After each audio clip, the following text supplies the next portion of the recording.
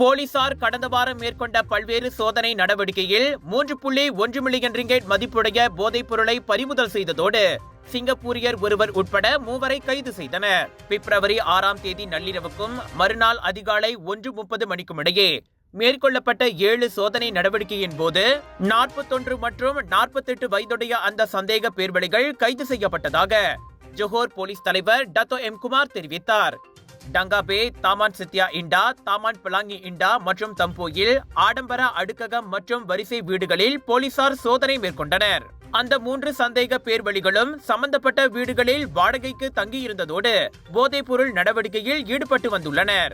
இந்த கும்பல் போதைப் பொருட்களை இன்ஸ்டன்ட் காஃபி மற்றும் கொக்கோ பேக்கெட்டுகளில் மீண்டும் பேக்கேஜ் செய்து ஒவ்வொன்றும் 200 ரிங்கெட் முதல் 250 ரிங்கெட் வரை விற்பனை செய்து வந்ததாக குமார் தெரிவித்தார். இந்த குற்றவாளிகள் உள்நாட்டில் போதைப் பொருட்களை விநியோகிப்பதற்கு முன் பாதுகாப்பு வசதியை கொண்ட உயர்தர ஆடம்பர அடுக்குமாடியில் போதைப் பொருட்களை சேமித்து வைப்பது மற்றும் மறு பேக்கேஜிங் வசதிகளாக பயன்படுத்தி உள்ளனர் என இன்று ஜோஹர் போலீஸ் தலைமையகத்தில் நடைபெற்ற செய்தியாளர் கூட்டத்தில் குமார் கூறினார். அவர்களிடமிருந்து 15.3 கிலோ எக்டசி தூள், கெத்தமீன், ஷாபோ, கெனபிஸ் போதை மாத்திரைகள் ஆகியவையும் பறிமுதல் செய்யப்பட்டன. விலையோ மலிவு, செலவோ குறைவு, தரமோ உயர்வு, மனமோ நிறைவு. மக்களின் தேர்வு என்ரிகோஸ் முழு ஆடை சத்துள்ள பால்மாவு.